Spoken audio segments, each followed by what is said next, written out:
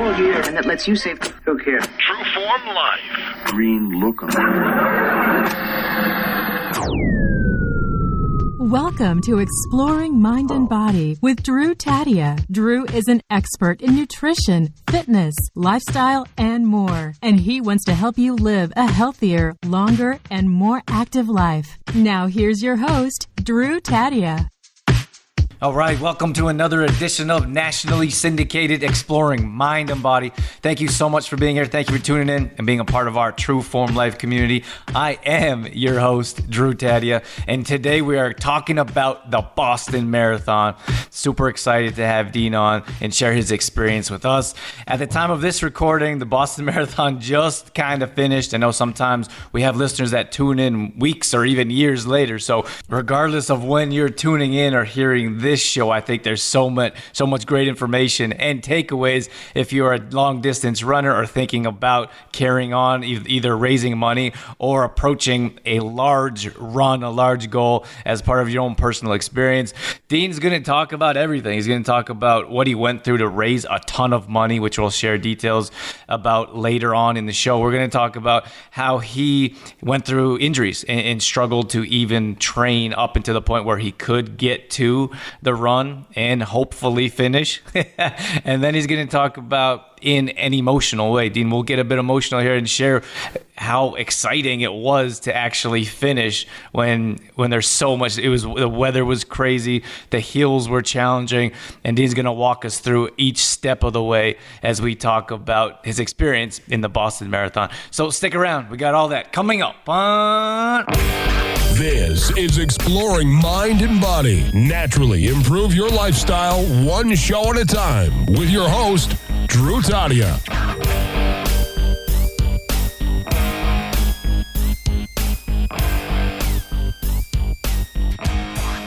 All right, welcome to another edition of Exploring Mind and Body. You heard all about Dean in the introduction, so without further ado, welcome to the show, Dean.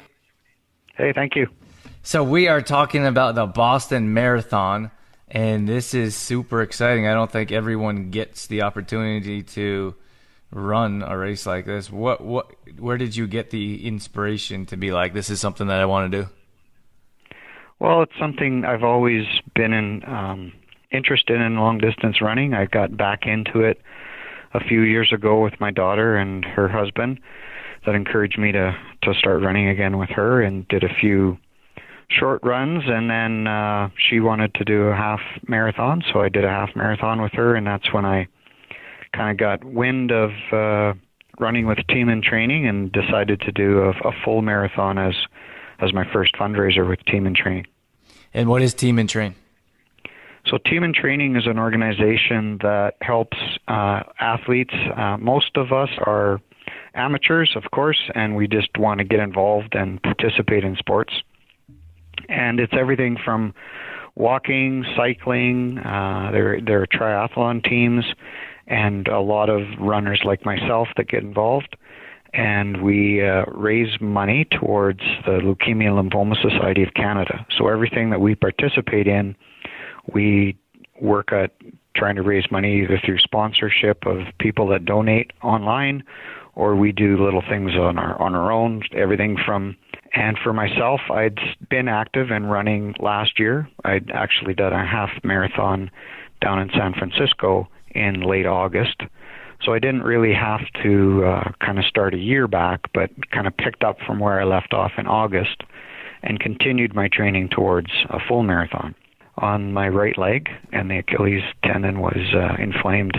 About a month ago was when it got to the point that I needed to alter my training plan. And that's the challenge that most people have when they get into the longer distances like half and full marathons, is that your body sometimes isn't so willing to cooperate, shall we say. So about a month ago, I had to stop my running and wasn't prepared as I'd like to have been. But because of the tendonitis, it was something I needed to back off on to allow it to heal so that I could still participate. So what is that tendonitis? What does it feel like? Well, it's any type of flexion in the ankle causes pain, and particularly not so much when you're walking, but in a running stride is when you'll feel the pain. And for me, it was debilitating to the point that I couldn't run.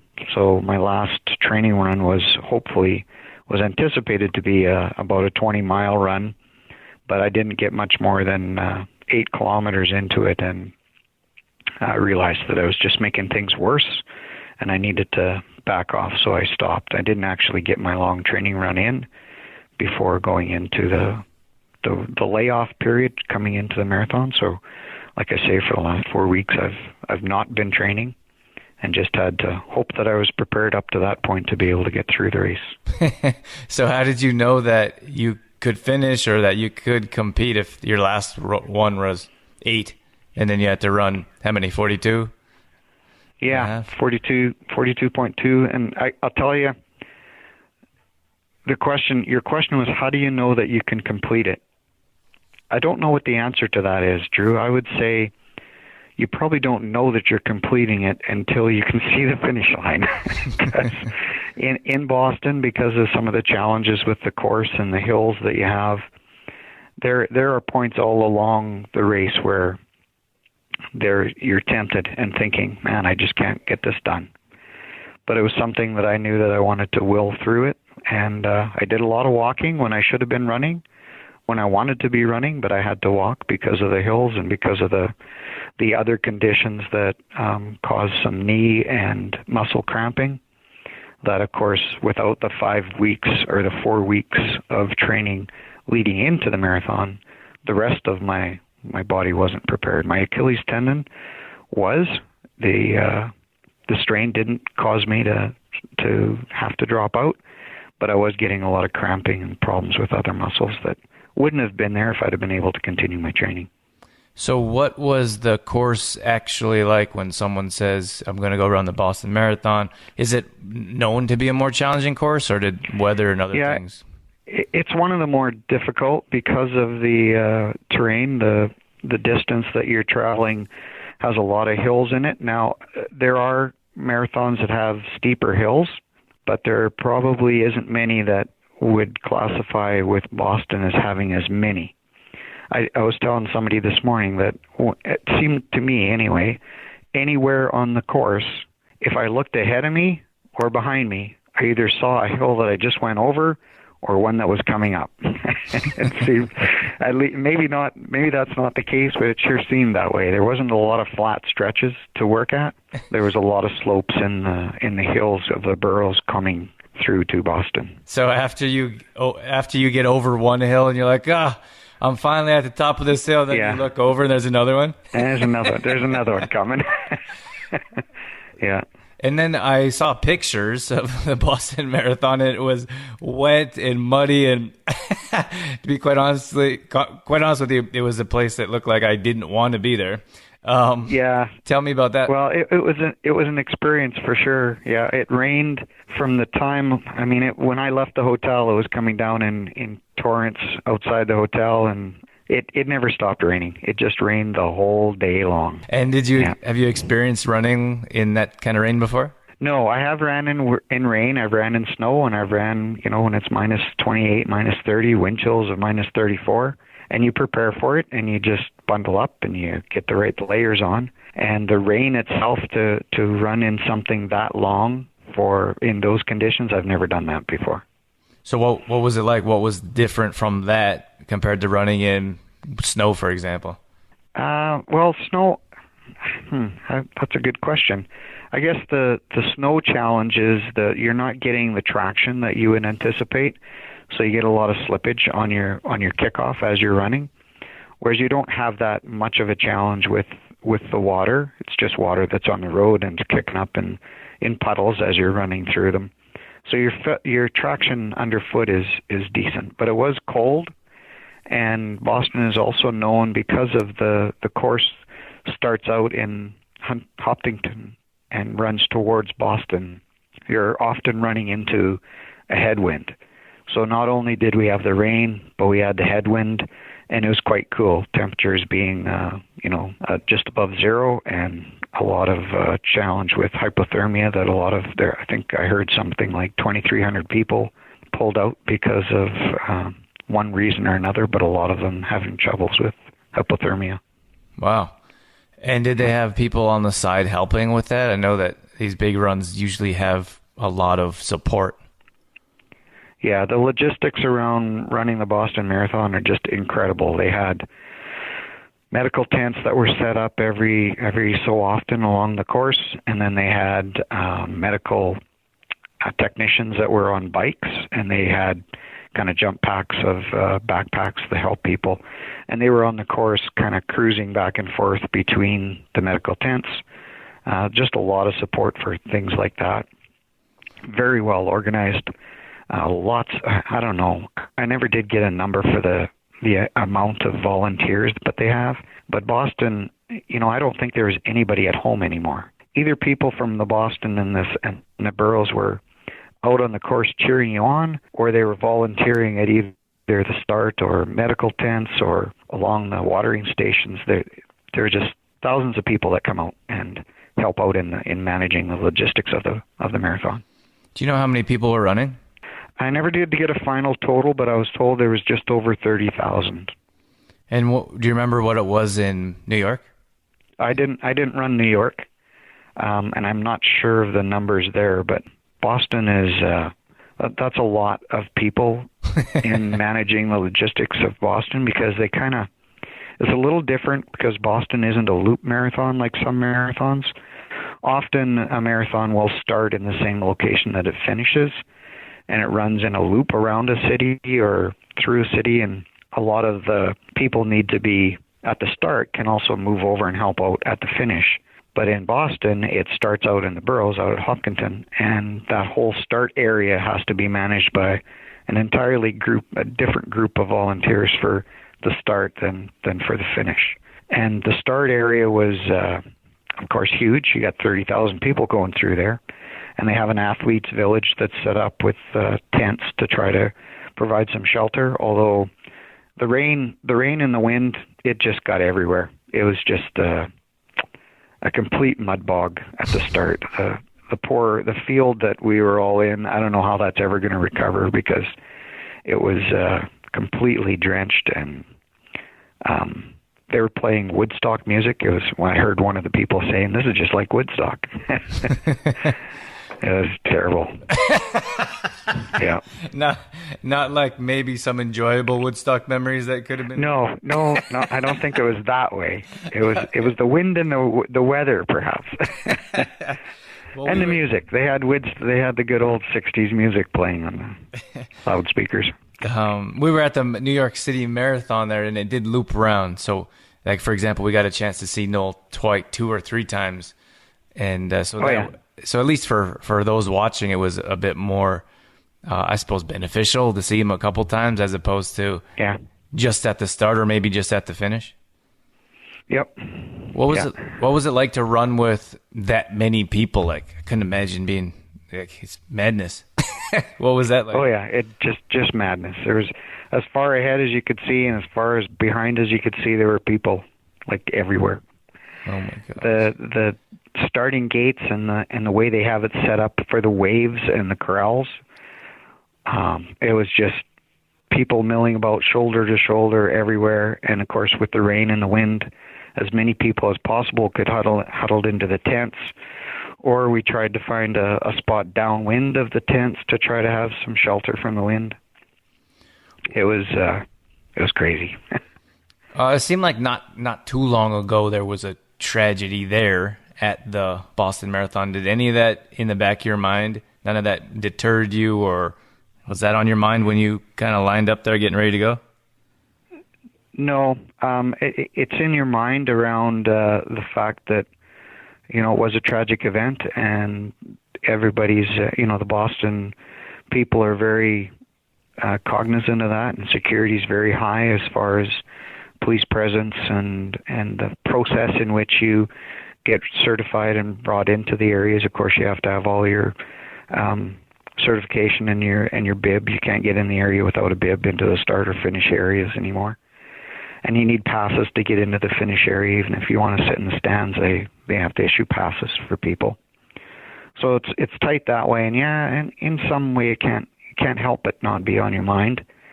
However, it's simply, you have to accept that those kinds of things, unfortunately, is part of our world now, and you just have to look past it and not let those things stop you from doing what's important to you. Dean, what was it like to finish something like this? Like it was a big run. It was challenging. The weather, your injuries. What was it like to finish and cross that line? I'm having, even now when I think about it and I'm answering the question, it's very emotional. And it digs at you pretty deep to be able to finish. And I guess for me and the purpose of why I do it, it's important to me. And being able to do it in honor of my dad and what he went through in his treatment with leukemia, I think that kind of weighs even more on it. It's not just the personal achievement of being able to complete. It's the knowledge that you're able to help out and do something extra, something more. And is that something that, I know it just ended here, at least at the time of this interview, is that something that you look at doing more of, or is there something in the future that you have your sights set on, or are you just kind of trying to relax and recover right now? Yes, to both. Of course, right now I'm a little stiff. I shouldn't say a little. I'm a lot stiff, a lot sore. And I'm going to be recovering, but at the same time looking forward and knowing that I want to continue my involvement and do what I can to help the organization. I believe very much in the work that they're doing. I think they help a lot, and not just in some of the R&D work around treating the disease, but also in the support of the families and the patients that are going through it. And I just believe from my experience with them that just a great organization, and I want to continue doing fundraising. I don't know if I'll ever achieve the level that I have this year, but I do want to continue and possibly even work towards helping other people get involved and even running kind of coordinating teams or team efforts where groups of people would get together and we'd plan to go to even 5Ks or 10Ks races and go as a team of 3 or 4 or 5 or a dozen and experience it together. That's a big part of what a lot of people don't realize is that when you think of running, you think of it as an individual sport, but the organizations around marathons are also very much aware of how teams work together and support each other and help carry us through to the finish line. So tell me about that. How does a team, seems like running is a solo type of sport, how does a team benefit or help you train or get through a big run? It's mostly around previous experience. People that have been involved before can help you with. Everybody's different, so everybody's going to face some different challenges around their training and preparation, and sometimes it's going to be mental, emotional, helping people struggle through that part of it. Sometimes it's physical. Our particular group, Team in Training, is very well structured with coaches that get involved. So these are people that are often involved in the team for a long time, and then they've just taken that next step to being a coach, and they'll be assigned an event. So there'll be a coach that would be coordinating, for example, the Calgary Marathon. There's a coach that's the liaison for anybody that's registered with Team in Training to run in Calgary. That coach will help them with developing a training plan tailor-made to them individually and helping them work through whatever challenges that they're facing with advice. There's like weekly emails or weekly updates around everything from nutrition to sports therapy, massage therapy, whatever cross-training that may apply or help, and different variances in the training over the course of the months leading up to an event. They're really good at supporting that. And you don't get that if you just on your own decide that you're going to head out and run a marathon. Kind of a crazy concept, really. So how do you get involved if someone wants to be involved with like Team in Training? Is that the business name or the organization name? Yeah, it's so if you're just looking on the internet, you can just do a search for Team in Training, and it'll come up with the website. Right. Yeah. And so if someone wants to be involved, it sounds like a good type of organization that if someone is just getting involved in running, would that be correct? Like if someone's a beginner and they could get this coaching and extra support? Absolutely. And in fact, I would say that the majority of the people that get involved they're typically people that have been active younger in their life, and they're not really continuing as athletes. They're day-to-day 9-to-5ers doing other jobs and finding we're all try to live healthy lifestyles. We try to do what's right in treating our bodies right, but often we don't. We fall into the norms of society, everything from some indulgences on dessert. Like I'm a dessert. I have a weakness for dessert. You're a dessert guy. Yeah, and it's beginners that are, maybe they exercise, they try to get to the gym a couple times a week, or maybe they can't, and they think, well, you know what, I could start at a 5K. I could do a 5-kilometer run-walk combination. And they get involved at that, or maybe a 10K, and then before they know it, they've got through that kind of an event, and they get the bug, and they get a little further, and pretty soon it's a 10K, and then it's a half marathon. And then they always say if you're doing a half marathon, you're half crazy. And if you do a full marathon, well, you're all the way. You're full crazy. So there's always a few of us that get the full crazy. And I know you raised quite a bit of money. Well, a ton of money. Do you want to share that with us? Yeah, sure. I have to start with, it wasn't really me that raised it. It's I kind of coordinated. I'd like to think of me as being the coordinator of the fundraising, but it was really the generosity and involvement of many people that helped get involved, and I've got a core group of friends that have helped me do everything from caramel popcorn sales to organize ladies' nights for getting a bunch of ladies together for a social evening. I can't say enough of the people that helped me in coordinating this, but this event here will probably push me just over $34,000. That was part of the fundraising for Boston Marathon, and combined with last year's San Francisco Marathon, I'll break the $50,000 point for the fiscal year of the team in training. So that's a significant milestone. Wow, it's crazy. What I know that you put in a lot of work. I know, and I think it's great that you recognize everyone else involved. But you put in a lot of work. It seemed like that was, well, of course, a driving force because the reason why you're involved with the organization as well. But it seemed continual. Like you're always working towards. Is that something that you enjoyed, or is that something that you really believe in? Is that the reason why you did that? Well, I really believe in it, and that's the reason why I'm doing it. I would have to say that a lot of the fundraising is challenging because I think we all work hard for our money, and it's hard asking people to donate those hard-earned dollars. Very, very generous coworkers, friends, and family that have always been supporters. This is my 4th event with Team in Training, and some of the guys right from day one, people have been involved and have donated every event to help support going through it. I really enjoy the events that I run. They're always lots of fun. I do everything from at the lower end of things. I've got a cuss cancer jar that I've had here at the place of work that I have, where people want to. It's actually a bubblegum machine, and if anybody gets caught cussing, well, they got to drop a quarter into the bubblegum machine, and that raises somewhere between $60 and $75, which isn't a lot.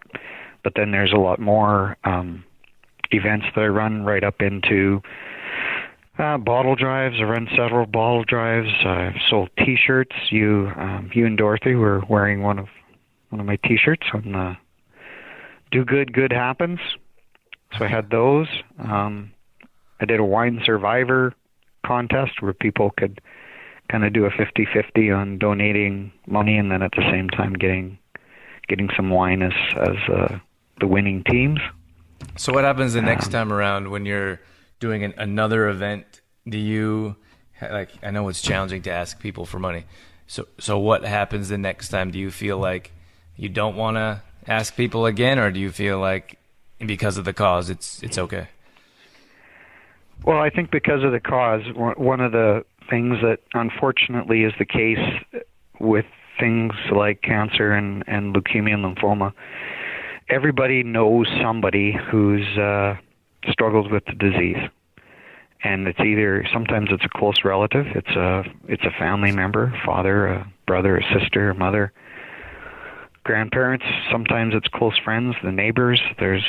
It's just such a widespread disease that everybody is familiar with how it can be devastating and take away loved ones. So there's that aspect of it, and I think that's why a lot of people like to step up and, maybe they're not chipping in, the high kind of donations that some organizations have contributed, but they're throwing in the $50 here and $50 there, and that it all helps. It all goes to the cause. And at the same time, the awareness that's developed by me doing the other events, like the bottle drives and the wine survivors and those kinds of events, also bring awareness to what I'm trying to do, and bring people to maybe even get involved, not just as that event goes, but then to also donate online, which of course everything is under Revenue Canada is tax deductible on donations. Okay, Dean, just before we wrap things up here, if anyone wants to get involved or if anyone wants more information, is there some place you would like to direct them? Yeah, so Team in Training is the website. So if you just go on the internet and you just go to teamintraining.ca, that's the website, www.teamintraining.ca. And that list, it's a really good website. It's very easy to navigate through to find out what events that they're running and how to register and who to contact people. They're clear about their mission and what they're trying to do. And that's the first step. And of course, you have my information. Anybody can contact me through you, I guess, on your yeah, we'll link everything webcast. We'll link everything in the show notes so we can sure, definitely give people a chance to connect with you there. Sure. And I'm fine with a personal email as well. So, which you have, deankroetsch@gmail.com. All right. Fantastic, Dean. Thank you so much for coming on today and sharing your experience with us with the Boston Marathon and everything else, from raising money to struggling to get it done. Yeah, it was not. Very inspirational. Thank you so much, Dean. I really appreciate it. And congrats on getting through it and everything else that you've done to make it happen. Thank you very much, Drew. All right, that's going to wrap things up for this edition of Exploring Mind and Body. As always, thank you so much for being here. Thank you for sticking around to the end and being a part of our True Form Life community. If you do get a chance, a review on iTunes would be fabulous. Those always brighten my day and help the show out as well. All past shows are going up on exploringmindandbody.com. So if you ever miss a show, you can always go back and check them out there. And if you never want to miss a show, you can head over to any Apple store and download our free app on any Apple device, so you can download this show and take it with you wherever you go. You can even listen at a later date as well. I want to tell you about trueformlife.com. This is our main website where we put together recipes, grocery shopping lists, at-home workouts, meal plans. Health and fitness is what we do. So if you need any help at all, we can certainly help you out, get you going in the right direction. We have a free 10-day fitness challenge that's on the main page, trueformlife.com. If you want to get going in the right direction, we'll send you a brand new workout each day, 20 minutes or less, no equipment required. So you certainly want to check that out. I'm going to leave you with that. Once again, thank you so much for being here. And that's it. That's all I got. I'm out of here. As always, I'm your host, Drew Tadia, in health and fitness for a better world. Thanks for listening. You've been listening to Exploring Mind and Body with True Form Life's Drew Tadia, fitness expert. To find out more about the show, Drew Tadia, or to listen to past shows, visit exploringmindandbody.com.